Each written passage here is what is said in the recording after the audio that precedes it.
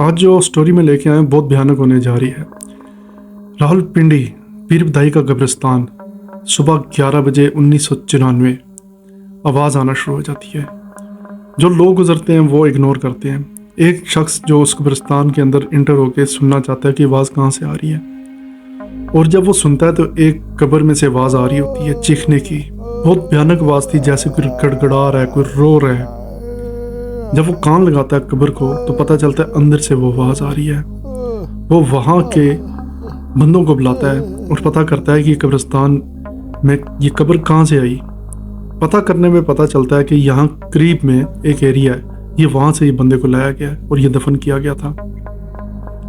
लिहाजा उनके घर वालों को इत्तला दी जाती है। अब घर वाले आते हैं सारे हैरान और परेशान होके कि उस बंदे को दफन किया था और ये अभी आवाज़ें कहाँ से आना शुरू हो गई हैं, लोग इस तरह बोल रहे हैं। और वो जब सुनते हैं उसके घर वाले, उसकी बीवी बच्चे, उसके मतलब भाई वगैरह, तो वाकई उसी कब्र में से रोने की आवाज़ें आ रही होती हैं।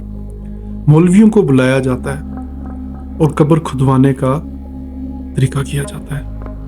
अब कब्र खोदी जाती है।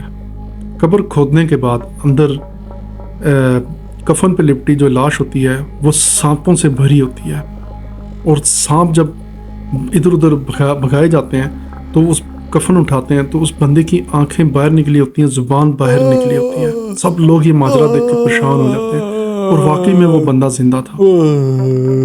इतना भयानक सीन था कि लोग आसपास देख के भागते थे वहाँ से। और जब वो देखते हैं कि एक कुछ सांप उसके मुंह से भी निकल रहे हैं और कीड़े उसके मुंह से निकल रहे हैं, पेट फटा हुआ है, स्मेल फैलना शुरू हो गई थी उस एरिया में, और वो बंदा एक ही बात कह रहा था, बचा लो बचा लो बचा लो, मुझे इन लोगों से बचा लो। दरअसल जब सारा माजरा पता किया जाता है, उनके घर वालों से मौलवी वगैरह पता करते हैं, तो वो बताते हैं कि ये मेरा भाई था।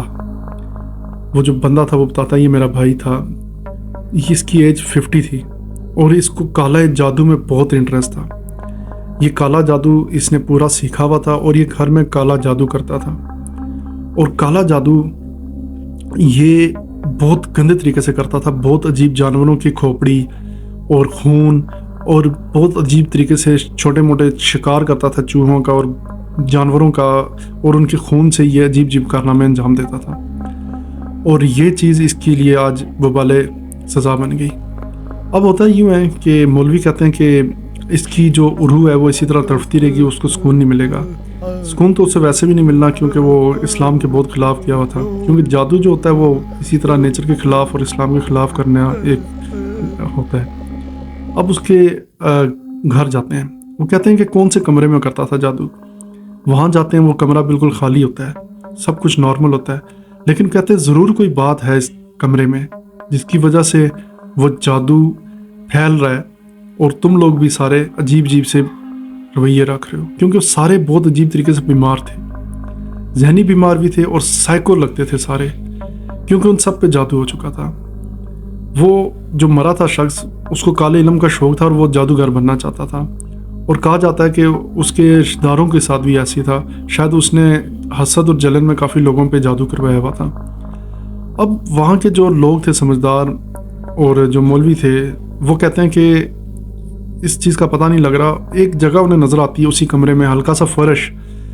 वो उसको जब कहते हैं कि इसको खोदते हैं, क्योंकि इसमें कुछ डाउट लग रहा है, शायद चीज़ें दफन हो। जब उसको खोदते हैं तो थोड़ा ही खोदते हैं तो अंदर एक शापर मिलता है, उस पर एक बहुत ही भयानक चीज़ मिलती है जो आप सुनेंगे तो रूह कांप जाएंगी। उस पे एक औरत की सर कटी गर्दन मिलती है, यानी कि एक सर मिलता है। वो सर बिल्कुल बुरा अशर था, शापर में था, उसमें से अभी भी स्मेल आ रही थी, कीड़े पड़े हुए थे उसके साथ। दरियाफ्त करने में पता चलता है ये इस एक औरत का सर था जो ये किसी कब्र से उठा के लाया था काट के। खैर पता नहीं चलता कौन सी कब्र से वो सर निकला है, लेकिन उसको दफन कर देते हैं। उसी पीर बदाई कब्रिस्तान में से वो सर भी गायब हुआ था। अब वो जो सर निकालते हैं उसके बाद उस कमरे में दुआ दरूद करते हैं, सब कुछ करते हैं, अगरबत्तियाँ जलाते हैं और बहुत कुछ पढ़ते हैं। लेकिन 5 साल गुजर जाते हैं, 6 साल गुजरते हैं, लेकिन वो लोग ठीक नहीं होते। आखिरकार खुद ब खुद जो असरात था वो ख़त्म होना शुरू हो गया था और वो लोग कुछ बेहतर हो गए थे। लेकिन इस कहानी का मकसद ये है کہ وہ جو بندہ تھا جس کی آوازیں آتی تھی اس نے جادو کیا تھا، اب اس کی آواز نہیں آتی، ایسا ایسا وہ بھی ختم ہو گئی تھی. یہ جادو کا اتنا برا اثر ہوتا ہے.